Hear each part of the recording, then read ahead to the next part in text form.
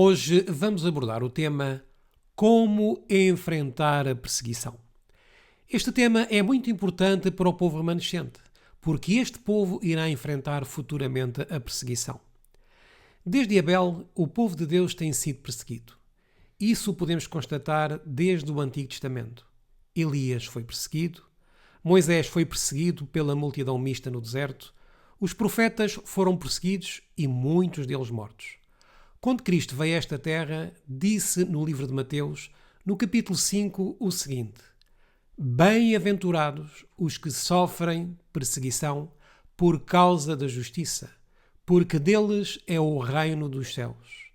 Bem-aventurados sois vós, quando vos injuriarem e perseguirem e, mentindo, disserem todo o mal contra vós por minha causa. Exultai e alegrai-vos, porque é grande o vosso galardão nos céus, porque assim perseguiram os profetas que foram antes de vós. Jesus coloca-nos aqui uma definição de perseguição. Como vemos, o próprio Jesus disse que os próprios profetas foram perseguidos. E a perseguição vem porque, na verdade, existe algo de belo que destrói o erro. A verdade é luz e a luz resplandece nas trevas. E por isso as trevas não suportam a luz. E a única coisa que aqueles que estão nas trevas fazem para com aqueles que estão na luz é persegui-los. Mas não podem derrotar a verdade. Porque ninguém pode derrotar a verdade. E amém por isso. Nós devemos ser sábios. E sábios com base nas Escrituras. Por isso temos que saber como enfrentar a perseguição. A mensageira do Senhor diz-nos o seguinte no livro Maranata, na página 198. Os que apostatarem em tempo de provação darão falso testemunho e trairão seus irmãos para garantir sua própria segurança. Contarão onde estão escondidos os seus irmãos, pondo os lobos ao seu encalço. Cristo advertiu-nos a este respeito, para que não fiquemos surpresos com o cruel procedimento desumano seguido por amigos e parentes. Então, vemos aqui que os maiores inimigos do povo remanescente final serão aqueles que já estiveram nas nossas fileiras, mas que apostataram e darão falso testemunho contra o povo do Senhor, ao ponto de denunciarem os seus irmãos e, como sabem o local onde estão escondidos, os denunciarão, colocando lobos no seu rasto, ou seja, os vão atraiçoar. Atualmente já estamos vendo um pequeno vislumbre daqueles que já estiveram nas nossas fileiras, mas que apostataram. Mas nada ainda que se venha a comparar com o que estaremos para presenciar com estes que já apostataram, ou que outros que ainda venham a apostatar no futuro no nosso meio. A Bíblia e o Espírito de Profecia não nos deixam dúvidas sobre o que os apóstatas que já estiveram nas nossas fileiras farão para nos atraiçoarem. Isto é tremendo, meus irmãos. E que nós não sejamos no futuro um destes apóstatas que entregarão os irmãos para os inimigos. Mas Cristo advertiu-nos desta situação, para que nós não nos surpreendamos quando isto ocorrer. Mas, como vemos no texto, o pior está para ocorrer, pois o tempo da grande prova ainda está para acontecer.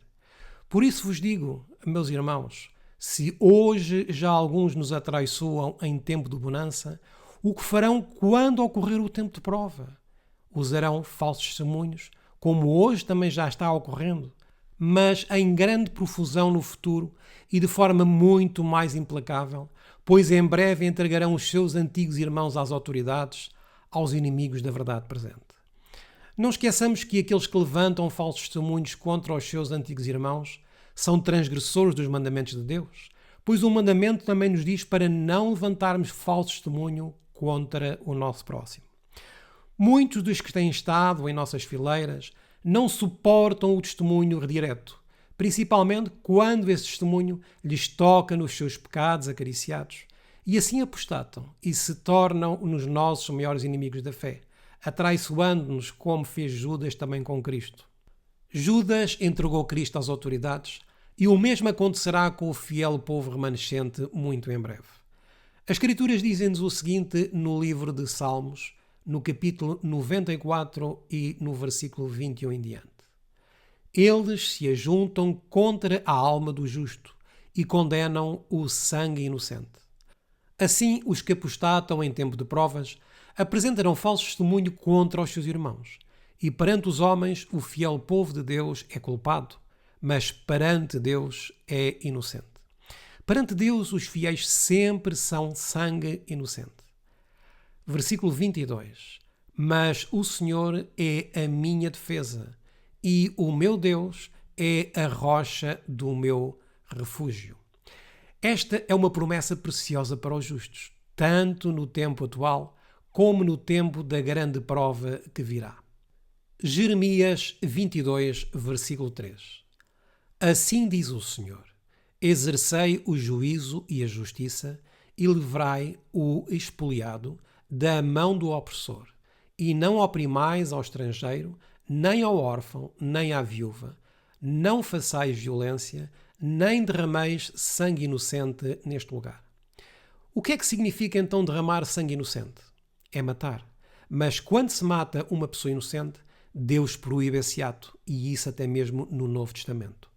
Vamos ao livro de Jonas, no capítulo 1, e ao versículo 14. Então clamaram ao Senhor e disseram: Ah, Senhor, nós te rogamos que não pereçamos por causa da alma deste homem e que não ponhas sobre nós o sangue inocente, porque tu, Senhor, fizeste como te aprouve. No tempo do Antigo Testamento era muito claro que uma pessoa que nada devia, uma pessoa que era fiel e que estava bem com Deus, o seu sangue não devia ser derramado. Ou seja, ninguém devia cooperar para que essa pessoa morresse.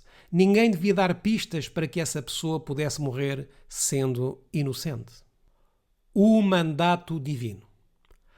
Existe um mandamento em Deuteronômio 19:10 que nos diz o seguinte: para que o sangue inocente não se derrame no meio da tua terra, que o Senhor teu Deus te dá por herança, e haja sangue sobre ti.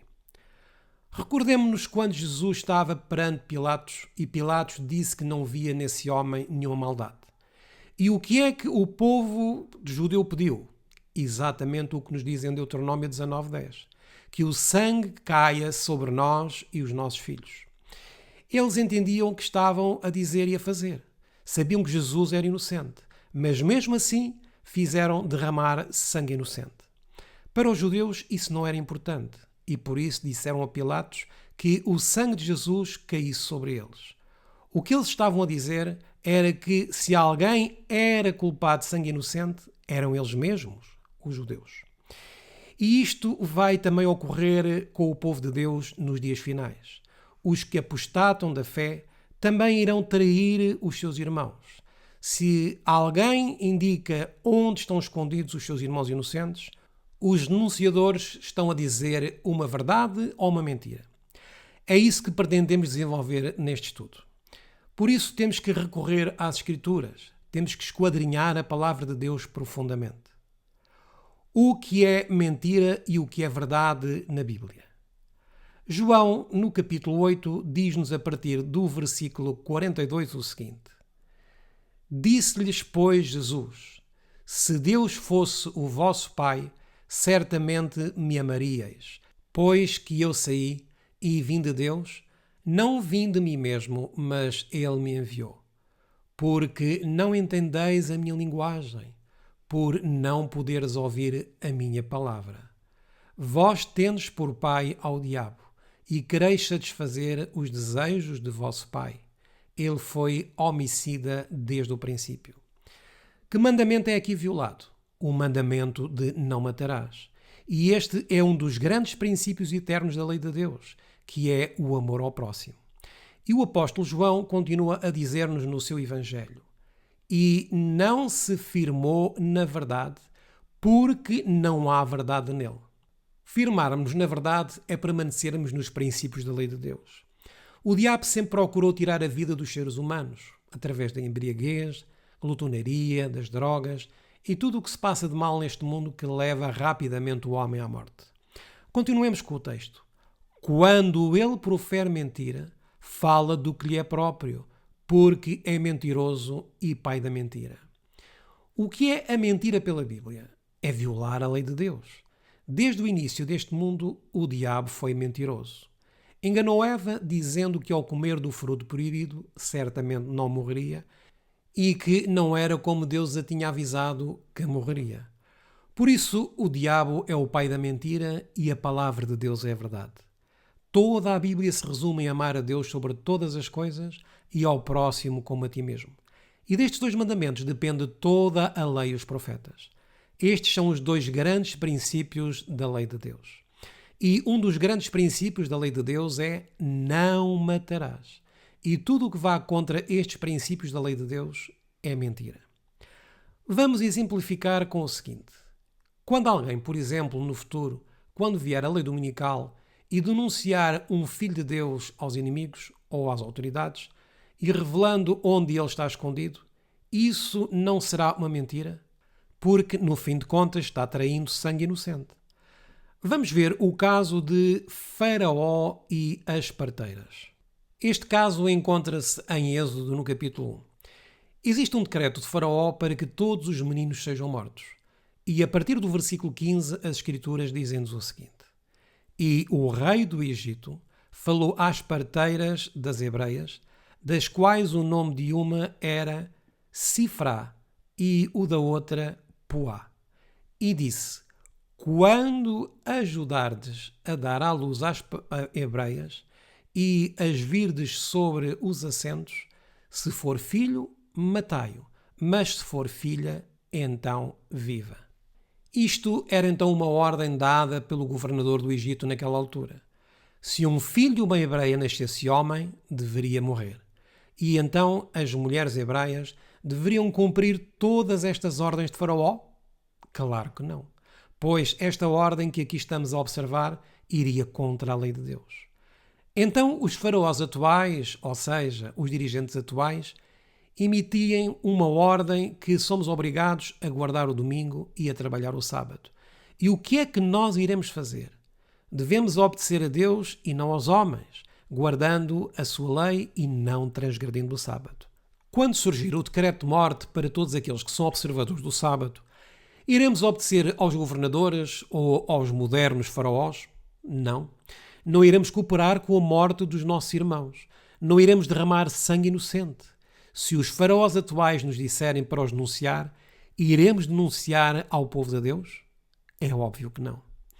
Então, através do texto que aqui estamos a ver, foi promulgado um decreto para que fossem mortos todos os meninos que nascessem das hebreias. Então, o que aqui Faraó estava a fazer era a violar um dos mandamentos de Deus, porque o mandamento diz, não matarás. Versículo 17. As parteiras, porém, temeram a Deus e não fizeram como o rei do Egito lhes dissera. Antes conservavam os meninos com vida. O que significa então temer a Deus? Elas observavam a lei de Deus, não cumprindo a lei de Faraó, que as obrigava a matar os meninos. Versículo 18. Então o rei do Egito chamou as parteiras e disse-lhes, por que fizestes isto, deixando os meninos com vida? E as parteiras disseram a Faraó, é que as mulheres hebreias não são como as egípcias, porque são vivas. Ou seja, elas eram robustas e já têm dado à luz antes que a parteira venha a elas. Então, o que é que estas mulheres hebreias disseram a Faraó? Disseram uma verdade ou disseram uma mentira? Para o rei do Egito, disseram uma mentira. Mas para preservarem a vida, porque o mandamento diz não matarás, elas disseram uma frase que Deus não a toma como mentira. E porquê? Porque tudo o que se diga para preservar a vida de inocentes, faz parte do mandamento não matarás. Compreendo que por vezes temos alguma dificuldade para entendermos isto e dizemos que na realidade as parteiras mentiram a Faraó. Por isso, de facto, mentira é tudo aquilo que vai contra os 10 mandamentos. E a verdade é tudo o que protege os 10 mandamentos. De outra forma, teríamos de dizer que estas parteiras que temeram a Deus eram mentirosas. E como é que isto poderia ser? Não tem cabimento. E muitos que não entendem esta situação ficarão numa situação complicada quando vier o tempo da perseguição. Porque quando lhes perguntarem onde estão os teus irmãos que guardam o sábado, estão escondidos ali embaixo. E assim pensam que estão dizendo uma verdade. Mas na realidade estão a entregar sangue inocente e Deus vai pedir contas por isso. Continuemos com o versículo 20. Portanto, Deus fez bem às parteiras e o povo se aumentou e se fortaleceu muito. E aconteceu que, como as parteiras temeram a Deus, ele estabeleceu-lhes casas. Ou seja, estabeleceu-lhes famílias. Versículo 22. Então ordenou Faraó a todo o seu povo, dizendo: a todos os filhos que nascerem lançareis no rio, mas a todas as filhas guardareis com vida. Vejamos agora o que nos diz o Espírito de Profecia sobre este acontecimento com as parteiras de Israel. Foram expedidas ordens às mulheres, cujo emprego lhes dava a oportunidade para executar o mandado, a fim de destruírem as crianças hebreias do sexo masculino ao nascerem. Satanás foi o instigador disto.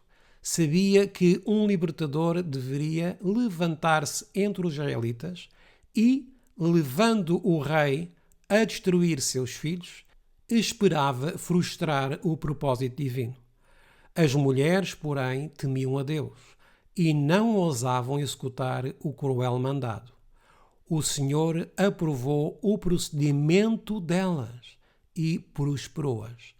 O rei, irado pelo fracasso de seu desígnio, tornou a ordem mais insistente e ampla. A nação inteira foi chamada a dar caça e a matar as suas vítimas indefesas. Então ordenou Faraó a todo o seu povo, dizendo: a todos os filhos que nascerem lançareis no rio, mas a todas as filhas guardareis com vida. Êxodo 1:22. Aprovou ou não o Senhor o procedimento destas mulheres? Sim, aprovou o seu procedimento. E porquê? Porque cumpriram com o mandamento de Deus, de não matar. E como é que a sua fé saiu após este acontecimento? Leiamos o que está dito na frase que está aqui a lilás. A fé em Deus fortalecia o seu coração e não temeram o mandamento do rei. Hebreus 11:23. Vamos a outro exemplo bíblico. Eliseu e o rei da Síria. Vamos então a 2 de Reis, capítulo 6, e a partir do versículo 11. Então se turbou com este incidente o coração do rei da Síria. Chamou os seus servos e lhes disse: não me fareis saber quem dos nossos é pelo rei de Israel? O rei da Síria pensou que tinha espias infiltrados de Israel. E o versículo 12 continua. E disse um dos servos: não, ó rei meu senhor, mas o profeta Eliseu, que está em Israel, fez saber ao rei de Israel as palavras que tu falas no teu quarto de dormir.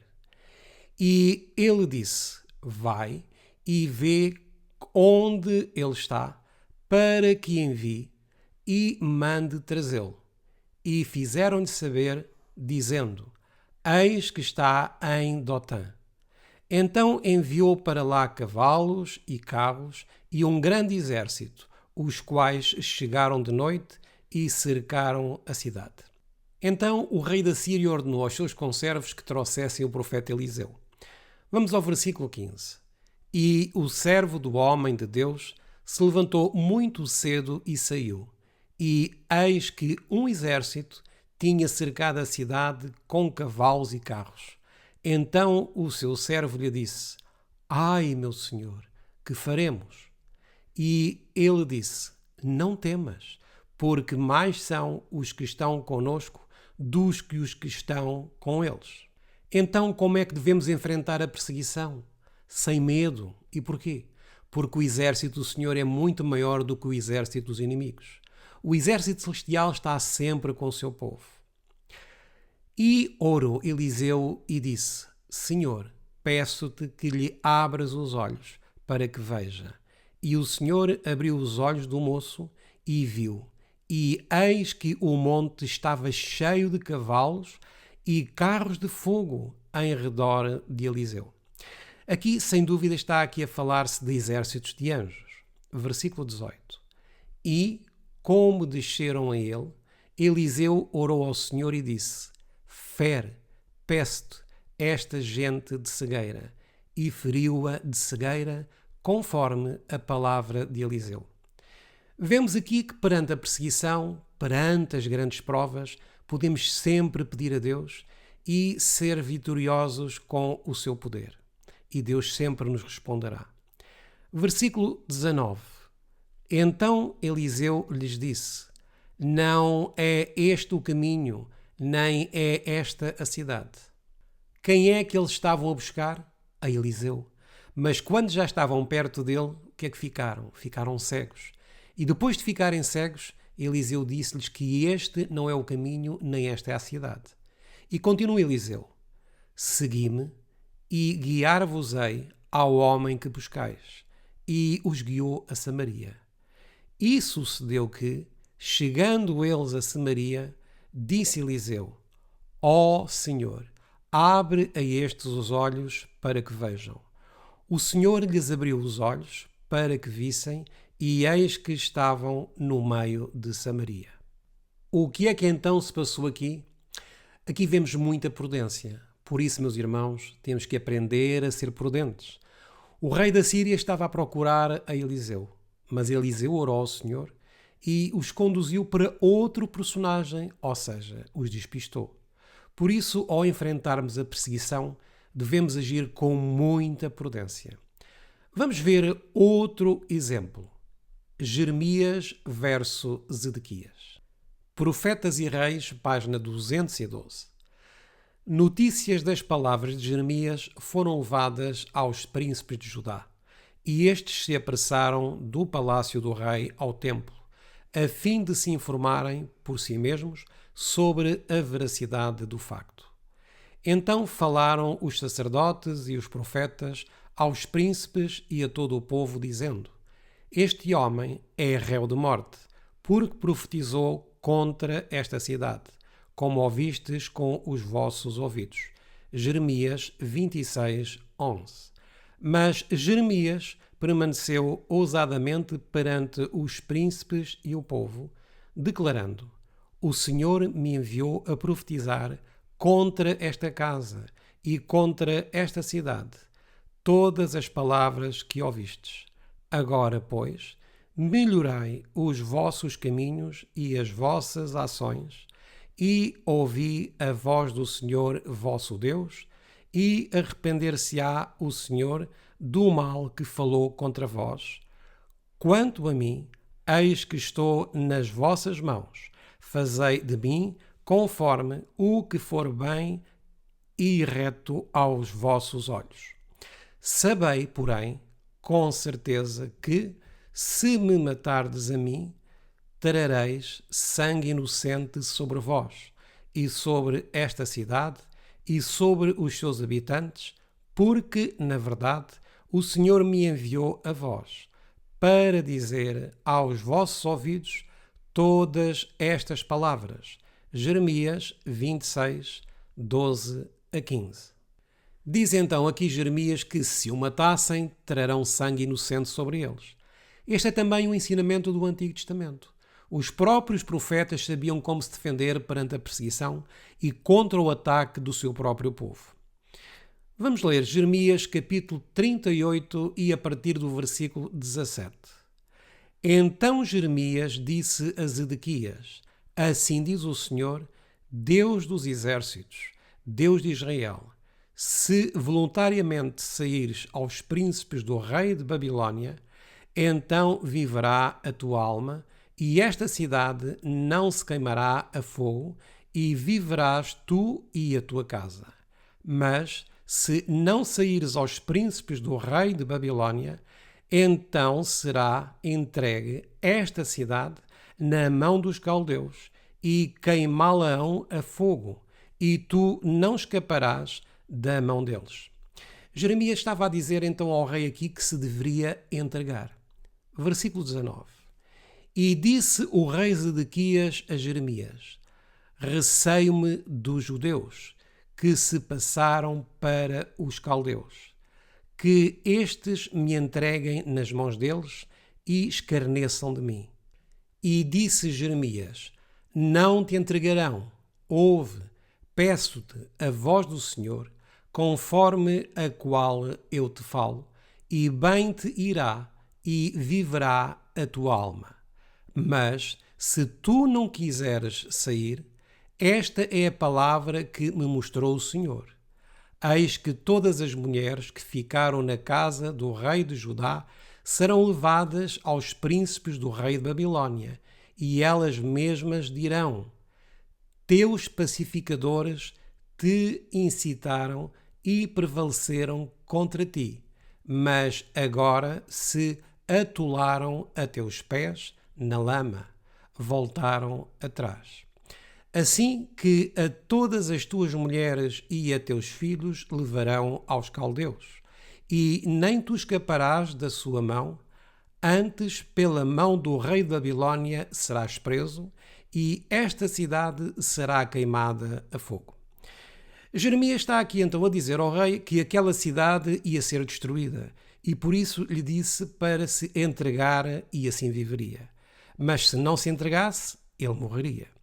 Então, no versículo 24, este versículo é realmente crucial. Então disse Zedequias a Jeremias: ninguém saiba estas palavras e não morrerás. O rei quis então que ninguém soubesse das palavras que o profeta Jeremias lhe tinha dito. Versículo 25. E quando os príncipes, ouvindo que falei contigo, vierem a ti e te disserem: declara-nos agora o que dissestes ao rei e o que ele te disse. Não, nolo encobras, e não te mataremos. Então lhes dirás: eu lancei a minha súplica diante do rei, que não me fizesse tornar à casa de Jonatas para morrer ali. O rei disse então para falar outra coisa que não tinha nada a ver com o que tinham falado. Por isso tem de haver muita prudência, mesmo dentro do adventismo historicista. Temos de ter muito cuidado com quem falamos, com quem confiamos e a quem estamos revelando os nossos planos da obra de Deus. Nem tudo deve ser dito ou publicado, apenas as mensagens com a palavra de Deus. Temos que ser bastante cautelosos, meus irmãos, com os planos da obra do Senhor, mesmo entre aqueles que se dizem ser o sustento próprio. E se o assunto é muito sério, devemos guardar só para aqueles irmãos da maior confiança. Então, ao Jeremias sair da reunião com o rei Zedequias, vejam o que diz o versículo 27. Vindo, pois, todos os príncipes a Jeremias e, interrogando, declarou-lhes todas as palavras que o rei lhe havia ordenado e, calados, o deixaram, porque o assunto não foi revelado. E o que é que Jeremias disse aos príncipes? Bem, eu falei com o rei para não voltar à casa de Jonatas. Ah, então falaste sobre isso. E Jeremias respondeu: sim, eu falei sobre isso. Mas tinha realmente Jeremias falado sobre isso? Não, não falou sobre isso, mas respondeu de acordo com tudo o que o rei lhe tinha ordenado. E vejam como termina este versículo 27. E calados o deixaram, porque o assunto não foi revelado. E só assim deixaram em paz a Jeremias. Mas se Jeremias tivesse dito que tinha falado com o rei Zedequias para que ele se entregasse, teriam estes homens morto a Jeremias. Então, para que Jeremias não fosse morto, ele disse àqueles homens que tinha falado sobre o assunto da casa de Jonatas e outras coisas. Mas na realidade falaram sobre isso? Não. Então, na nossa mente, como é que vemos este ato de Jeremias? Para nós é como estar dizendo uma mentira, mas na realidade ele estava a proteger a sua vida e o rei sabia que deveria proteger a sua vida. Será que nós, como adventistas, estamos prontos para dizer, quando nos baterem à porta, que existe aqui um grupo de adventistas históricos que se reúnem? e então raciocinamos que temos que dizer a verdade? Mas não é assim, meus irmãos. Não é assim que nos ensina a Bíblia para agirmos nestas circunstâncias. Devemos proteger-nos e não permitir que sangue inocente seja derramado por nossa imprudência.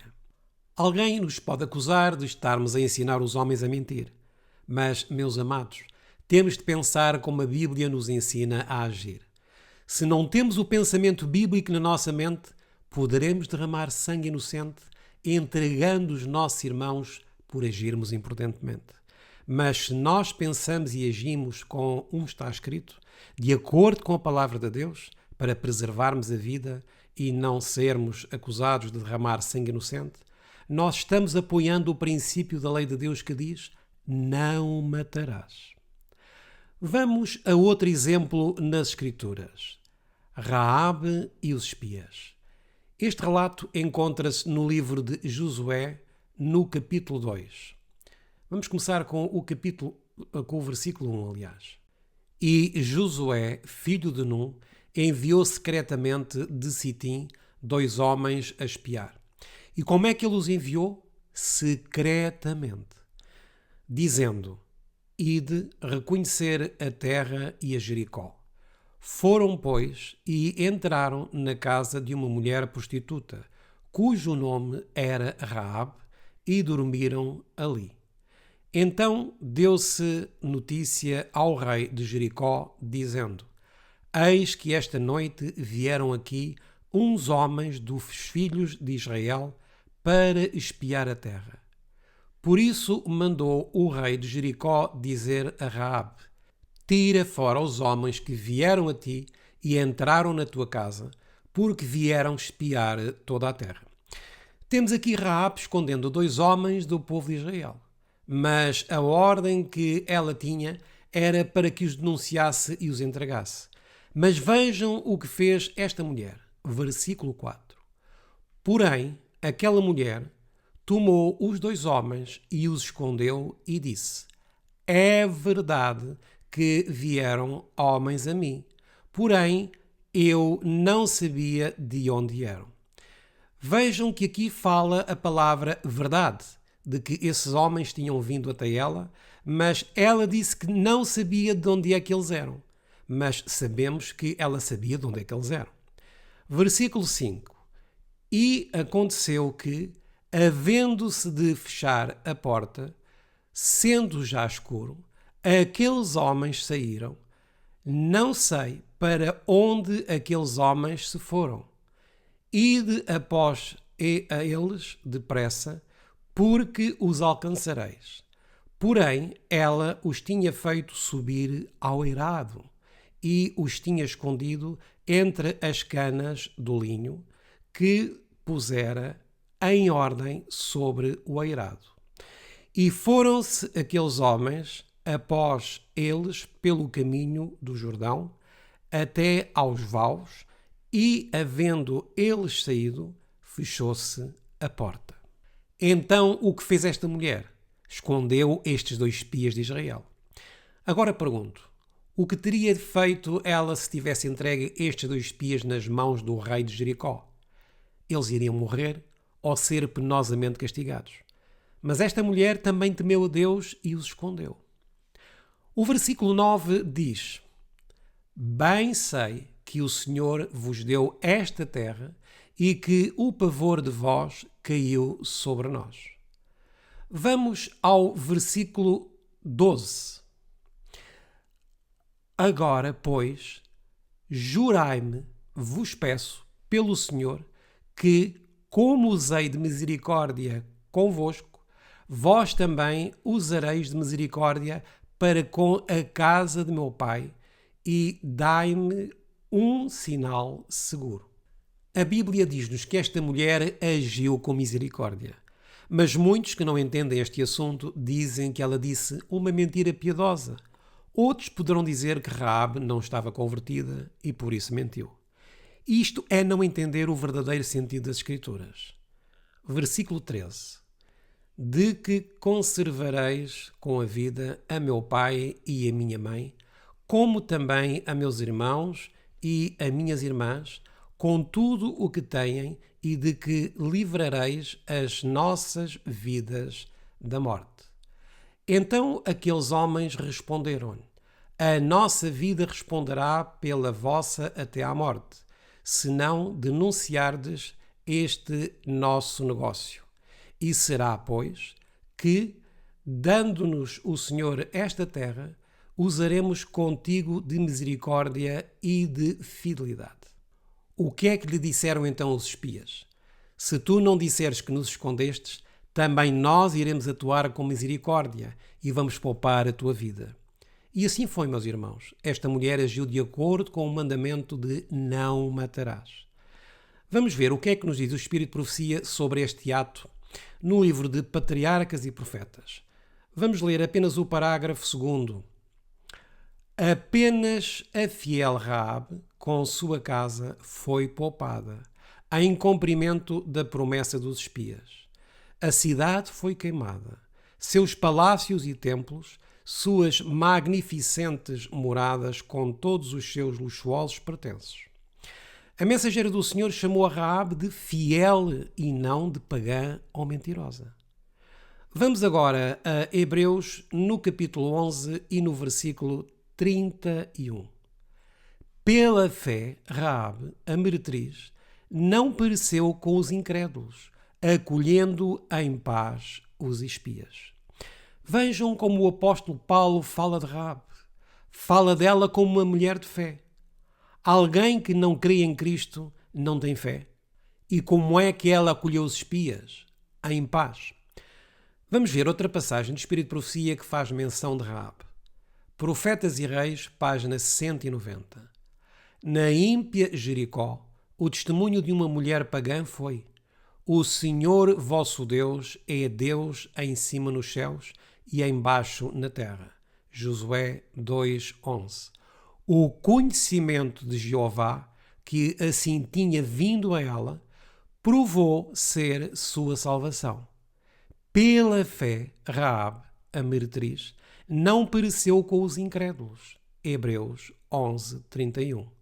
E sua conversão não foi um caso isolado de misericórdia de Deus para com os idólatras que reconheceram sua divina autoridade.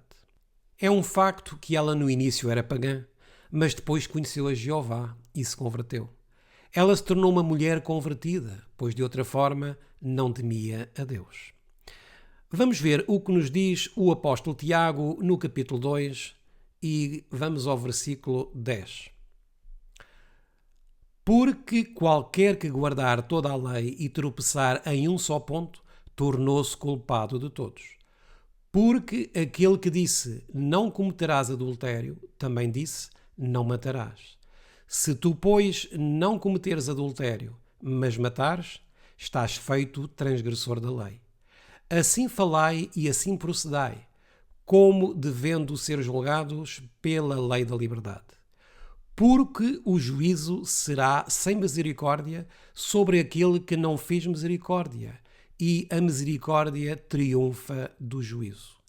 Meus irmãos, que aproveita se alguém disser que tem fé e não tiver as obras. Porventura a fé pode salvá-lo? E se o irmão ou a irmã estiverem nus e tiverem falta de mantimento cotidiano, e algum de vós lhes disser, ide em paz, aquentai-vos e fartai-vos, e não lhes derdes as coisas necessárias para o corpo, que proveito virá daí? Assim também a fé, se não tiver as obras, é morta em si mesma. Mas dirá alguém, tu tens a fé e eu tenho as obras. Mostra-me a tua fé sem as tuas obras, e eu te mostrarei a minha fé pelas minhas obras. Tu crês que há um só Deus, fazes bem. Também os demónios o creem e estremecem. Mas, ó homem vão, queres tu saber que a fé sem as obras é morta? Porventura o nosso pai Abraão não foi justificado pelas obras quando ofereceu sobre o altar o seu filho Isaque? Bem vês que a fé cooperou com as suas obras, e que pelas obras a fé foi aperfeiçoada. E cumpriu-se a Escritura que diz: E creu Abraão em Deus, e foi-lhe isso imputado como justiça, e foi chamado o amigo de Deus. Vedes então que o homem é justificado pelas obras, e não somente pela fé. De igual modo, Raabe, a meretriz, não foi também justificada pelas obras quando recolheu os emissários e os despediu por outro caminho? Vemos então aqui que o apóstolo Tiago não diz que Raabe foi uma mentirosa ou que disse uma mentira piedosa. Não é isso que nos diz a Bíblia. Diz que ela foi justificada pelas obras. Esta justificação pelas obras vem pela fé, pois as obras só são produzidas por uma fé verdadeira. Verdadeira justificação pela fé cumpre a lei de Deus com a justiça de Cristo dentro do coração do homem. E esta justiça de Cristo lhes diz que devem guardar os mandamentos. E disse também a esta mulher para então esconder a estes homens. Se não entendermos esta parte que está envolvida na justificação pela fé, aqueles que apostatam desta mensagem vão entregar os seus irmãos e os vão denunciar e entregar aos lobos devoradores e vão pensar que estão a dizer a verdade, quando na verdade a justiça de Cristo não se encontra neles, pois estão entregando sangue inocente. O caso de Jesus, Judas, Pôncio Pilatos e os judeus. Vamos ao livro de Mateus, capítulo 27 e ao versículo 24. Então Pilatos, vendo que nada aproveitava, antes o tumulto crescia, tomando água, lavou as mãos diante da multidão, dizendo: Estou inocente do sangue deste justo. Considerai isto. Pilatos conhecia a lei judaica, por isso quis dizer que aqui ele estava inocente do sangue deste justo. Em 1957, quando foi escrito o livro Questões sobre Doutrina na Igreja Adventista do Sétimo Dia, existiam vários administradores que sabiam que este livro tinha heresias. Mas chegou a altura em que um poder maior, que era o de Roma, lhes disseram que tinham que publicar o livro. E quando o livro estava a ponto de ser publicado, e os líderes sabiam que este livro continha estas heresias, fizeram o que fez Pilatos. Trouxeram uma bacia com água e lavaram as suas mãos e disseram que eram inocentes do sangue dos adventistas e de todas as pessoas que seriam enganadas com esse livro. Isto ocorreu literalmente, meus irmãos. Mas será que estes dirigentes ou líderes adventistas nesta altura, que sabendo que este livro continha heresias, que levava muitas almas a se perderem, eles estavam realmente sem culpa deste sangue inocente, tal como Pilatos? Não. Os factos. Vamos ver aqui alguns versículos bíblicos de forma resumida. João, capítulo 11 e o versículo 57 diz-nos: Ora, os principais sacerdotes e os fariseus tinham dado ordem para que, se alguém soubesse onde ele estava, e está aqui a falar-se de Jesus, o denunciasse para o prenderem. Se sabem o lugar ou sabem onde ele está, então digam-nos, porque vamos ir contra ele. E quem é que sabia o lugar onde Jesus estava? João, capítulo 18 e versículo 2 diz-nos: E Judas, que o traía, também conhecia aquele lugar, porque Jesus muitas vezes se ajuntava ali com os seus discípulos. Reportando isto para os dias atuais, podemos dizer: eu sei onde se encontram os adventistas genuínos. Vamos a Lucas 22 e aos versículos 3 em diante. Entrou, porém, Satanás em Judas, que tinha por sobrenome Iscariotes, o qual era do número dos 12.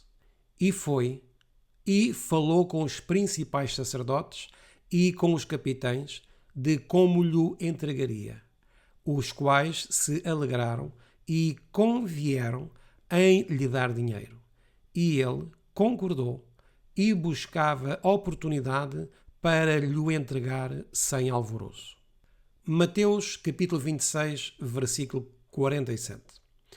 E estando ele ainda a falar, eis que chegou Judas, um dos 12, e com ele grande multidão com espadas e varapaus, enviada pelos principais sacerdotes e pelos anciãos do povo. Lucas 22, 47 e 48. E estando ele ainda a falar, surgiu uma multidão, e um dos 12, que se chamava Judas, ia adiante dele, e chegou-se a Jesus para o beijar. E Jesus lhe disse: Judas, com um beijo traz o Filho do Homem? Com um beijo e com dinheiro. O beijo era o sinal de que já tinha recebido o dinheiro e que já no seu coração tinha traído o seu mestre. Por isso, o mensageiro do Senhor nos diz, na primeira passagem que lemos deste estudo, que os que apostatarem em tempo de provação darão falso testemunho e trairão os seus irmãos e os irão denunciar. Mateus 27, a partir do versículo 1. E chegando amanhã, todos os príncipes dos sacerdotes e os anciãos do povo formavam juntamente conselho contra Jesus para o matarem. E, maniatando, o levaram e entregaram ao presidente Pôncio Pilatos. Então Judas, o que o traíra, vendo que fora condenado, trouxe, arrependido, as 30 moedas de prata aos príncipes dos sacerdotes e aos anciãos. E vejam o versículo 4, que é muito importante. Dizendo: pequei traindo o sangue inocente. Eles, porém, disseram: que nos importa? Isso é contigo. Quando alguém trai o sangue de um justo, denunciando o lugar desse inocente, está pecando, e o pecado é a transgressão da lei. Judas acabou por reconhecer que havia cometido pecado ao trair sangue inocente, denunciando onde estava reunido Jesus para o prenderem e assim atraiçoá-lo por 30 moedas de prata. E o versículo 5 relata o triste episódio final de Judas. E ele, atirando para o templo as moedas de prata, retirou-se e foi-se enforcar. Judas suicidou-se porque preparou toda a trama de entregar Jesus. Foi promulgado um decreto pelas autoridades judaicas para que quem soubesse onde Jesus se encontrava deveria informar as respectivas autoridades. E Judas foi um informante para com as autoridades judaicas onde Jesus se encontrava. Vejam o que a mensageira do Senhor nos escreveu sobre este ato traidor de Judas no livro Primeiros Escritos, página 171.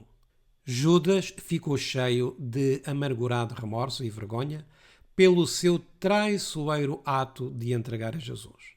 E quando testemunhou o mau trato que o Salvador suportava, ficou vencido.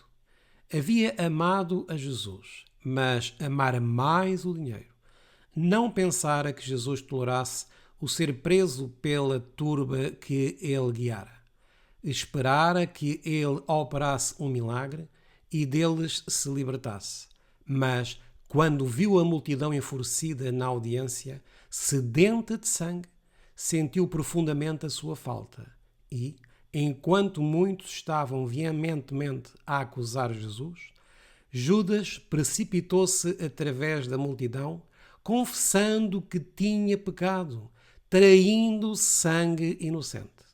Ofereceu aos sacerdotes o dinheiro que lhe haviam pago e rogou-lhes que livrassem a Jesus, declarando que ele era inteiramente inocente. Vamos ver também o que nos diz o livro Desejar Todas as Nações sobre esta cena. Mal avaliavam os judeus a terrível responsabilidade envolvida na rejeição de Cristo. Desde o tempo em que foi derramado o primeiro sangue inocente, quando o justo Abel caiu pela mão de Caim, repetira-se a mesma história com progressiva culpa. Em todos os séculos haviam profetas erguido a voz contra os pecados dos reis, autoridades e povo, dizendo as palavras que Deus lhes dera e obedecendo à sua vontade, com perigo da própria vida. De geração para geração se estivera acumulando uma terrível punição contra os rejeitadores da luz e da verdade. Os inimigos de Cristo estavam então atraindo sobre as próprias cabeças. O pecado dos sacerdotes e principais era maior que o de qualquer geração anterior. Por sua rejeição do Salvador, estavam se tornando responsáveis pelo sangue de todos os justos mortos desde Abel até Cristo. Estavam prestes a fazer transbordar sua taça de iniquidade. Meus irmãos, devemos entregar outros aos inimigos?